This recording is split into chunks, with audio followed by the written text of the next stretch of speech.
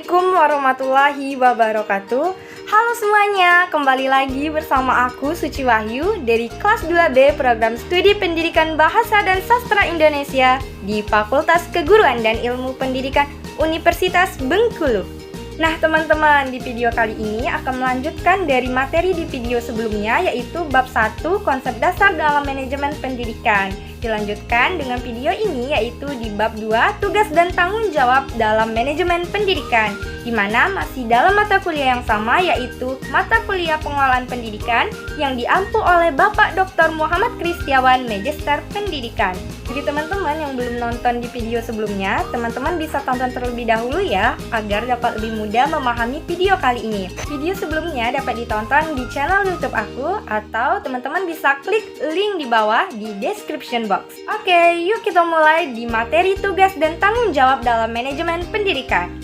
Seorang manajer dalam dunia pendidikan harus mampu melaksanakan proses manajemen yang merujuk pada fungsi-fungsi manajemen, dan juga dituntut untuk memahami sekaligus menerapkan seluruh substansi kegiatan pendidikan. Manajer dalam dunia pendidikan yakni adalah salah satu contohnya kepala sekolah. Sehingga yang akan kita bahas adalah mengenai kepala sekolah. Apa aja sih yang akan kita bahas pada bab 2 ini?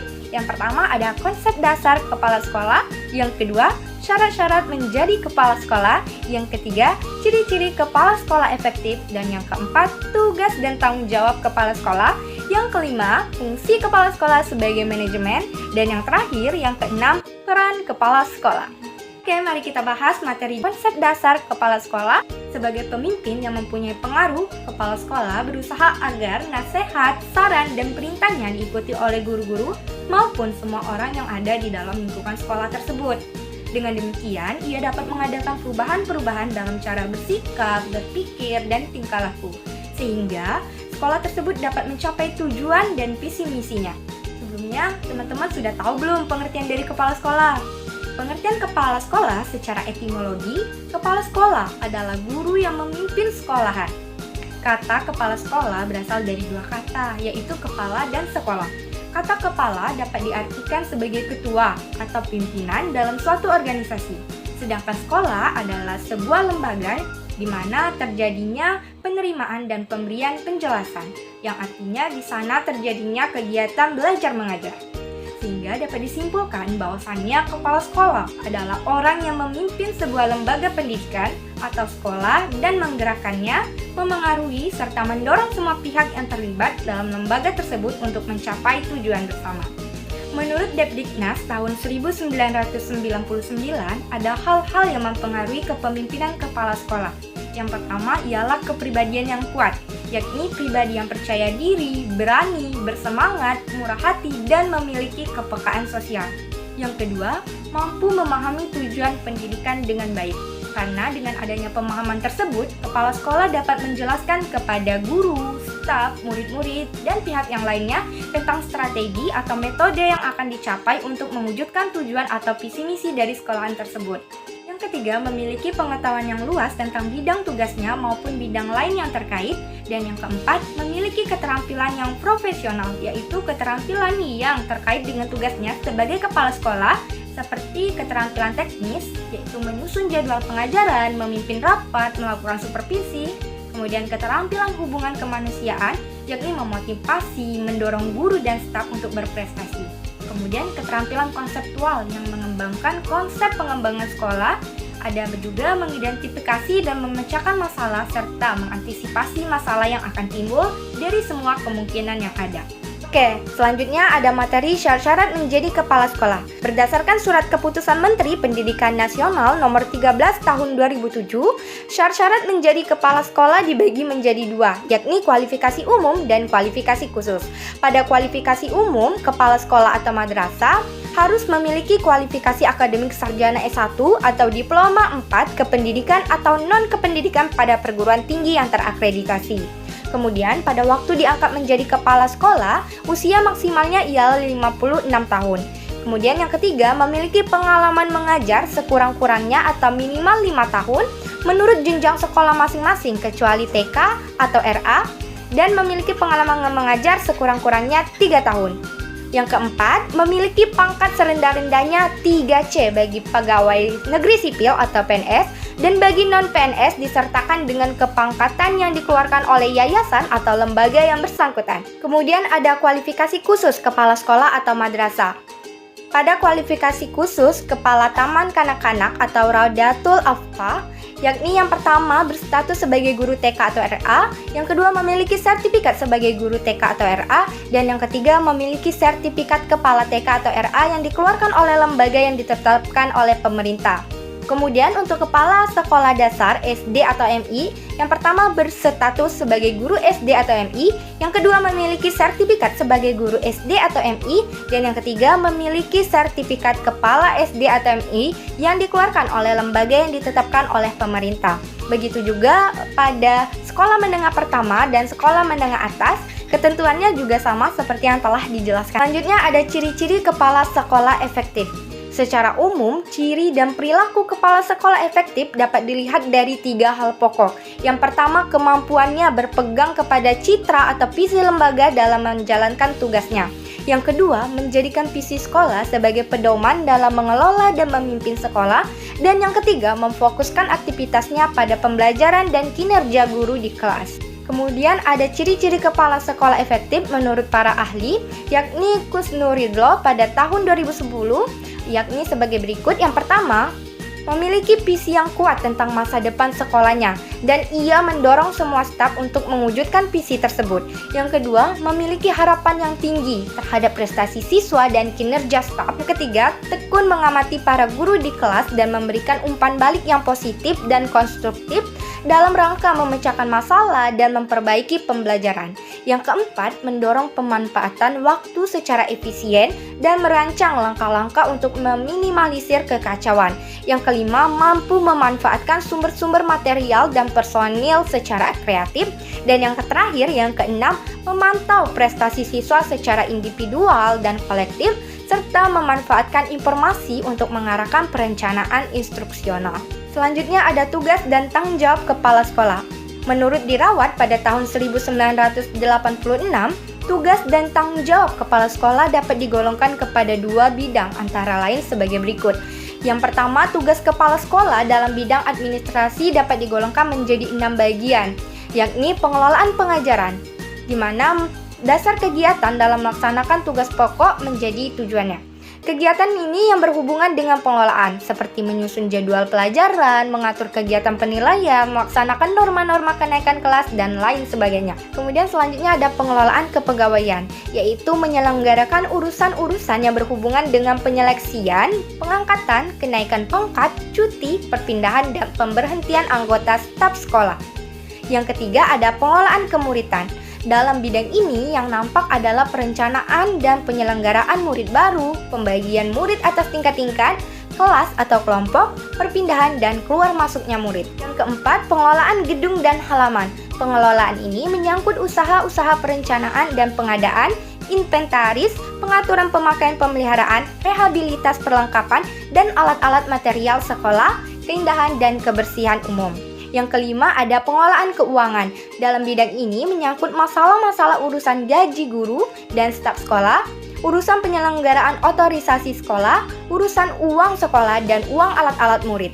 Yang keenam ada pengelolaan hubungan sekolah dan masyarakat untuk memperoleh simpati dan bantuan dari masyarakat termasuk orang tua, murid-murid, dan untuk dapat menciptakan kerjasama antara sekolah dan lembaga sosial. Pada bidang yang kedua, yakni ada tugas kepala sekolah dalam bidang supervisi, yaitu yang pertama membimbing guru agar mereka dapat memahami secara jelas tujuan pendidikan pengajaran yang hendak dicapai. Yang kedua, membimbing guru agar mereka dapat memahami lebih jelas tentang persoalan-persoalan dan kebutuhan murid. Yang ketiga, menyeleksi dan memberikan tugas-tugas yang paling cocok bagi setiap guru sesuai dengan minat, memberikan penilaian terhadap prestasi kerja sekolah berdasarkan standar-standar sejauh mana sekolah itu dicapai. Selanjutnya ada fungsi kepala sekolah sebagai manajer. Stoner pada tahun 1978 mengemukakan 8 fungsi kepala sekolah sebagai seorang manajer, yaitu yang pertama, bekerja dan dengan melalui orang lain. Yang kedua, dengan waktu dan sumber yang terbatas mampu menghadapi berbagai persoalan. Yang ketiga, bertanggung jawab dan mampu mempertanggungjawabkan. Yang keempat, berpikir secara realistik dan konseptual. Yang kelima, sebagai guru penengah atau sebagai juru penengah. Yang keenam adalah seorang politis. Yang ketujuh adalah seorang diplomat, dan yang kedelapan mengambil keputusan yang sulit. Lazarus pada tahun 1994 menjelaskan 3 fungsi kepala sekolah, yaitu sebagai berikut. Yang pertama, administrator pendidikan. Artinya sebagai administrator berarti untuk meningkatkan mutu sekolah. Seorang kepala sekolah juga dapat memperbaiki dan mengembangkan fasilitas sekolah, misalnya gedung, perlengkapan atau peralatan, dan lain-lain yang tercakup dalam bidang administrasi pendidikan. Yang kedua, supervisor pendidikan. Sebagai supervisor berarti usaha peningkatan mutu dapat pula dilakukan dengan cara peningkatan mutu guru-guru dan seluruh staf sekolah, misalnya melalui rapat, observasi kelas, perpustakaan, dan lain sebagainya.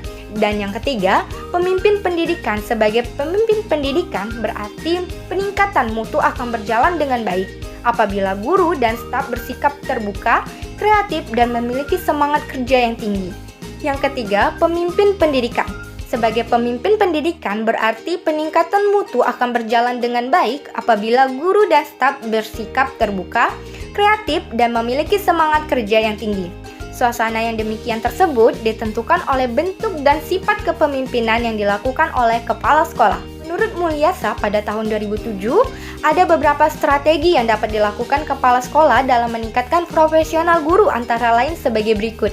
Yang pertama, memberdayakan tenaga kependidikan melalui kerjasama. Yang kedua, memberi kesempatan kepada para tenaga kependidikan untuk meningkatkan profesinya. Yang ketiga, mendorong keterlibatan seluruh tenaga kependidikan.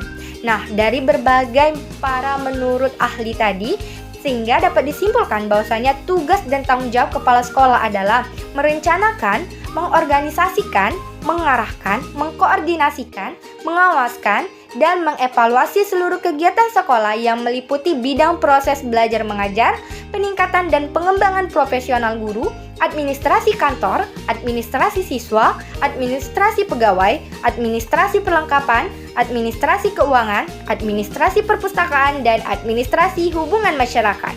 Materi terakhir nih, ada peran kepala sekolah. Seorang kepala sekolah yang berperan sebagai administrator memiliki 10 peran, yaitu peran pribadi, kepala, pemimpin, penghubung, peran pengetahuan supervisi, penabur pengetahuan, juru bicara, peran dalam mengambil keputusan, wiraswastawan, pemecah waktu, pengalokasian sumber daya, dan perunding.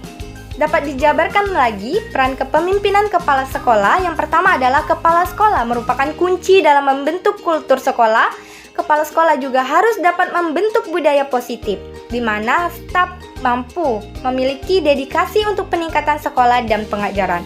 Yang kedua, kepala sekolah harus dapat menjalin hubungan dengan kelompok internal dan eksternal, seperti para pengawas, pengelola pendidikan pusat, dewan sekolah, teman sejawat, orang tua, masyarakat sekitar, guru, dan yang lain-lain. Selanjutnya, peran dalam bidang manajerial kepala sekolah. Yang pertama, peran manajer merupakan aspek utama kepemimpinan kepala sekolah. Keterampilan manajerial yaitu diantaranya yang pertama ada teknis atau teknikal yang mencakup teknik proses manajemen seperti perencanaan, pengaturan, koordinasi, pengawasan, dan pengendalian. Yang kedua, manusia atau human. Keterampilan hubungan antara manusia seperti memotivasi dan membangun moral. Yang ketiga ada konseptual, yakni menekankan pada pengetahuan dan teknis terkait jasa atau produk tentang organisasi. Selanjutnya peran manajerial secara umum.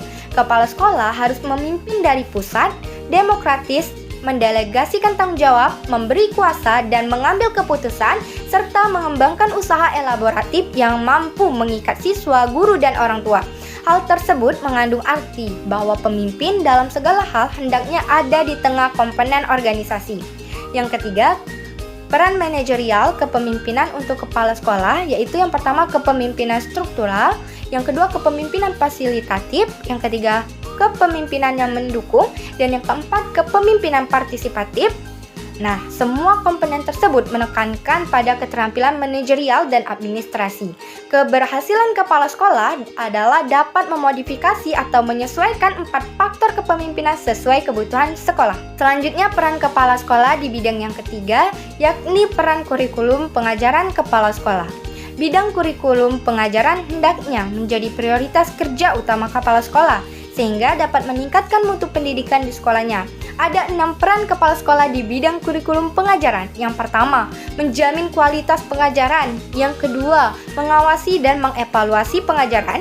Yang ketiga, mengalokasi dan melindungi waktu pengajaran. Yang keempat, mengoordinasi kurikulum. Yang kelima, memastikan isi mata pelajaran dapat tersampaikan. Dan yang terakhir, yang keenam, monitoring kemajuan siswa. 6 peran tersebut menggambarkan suatu contoh kepala sekolah yang efektif.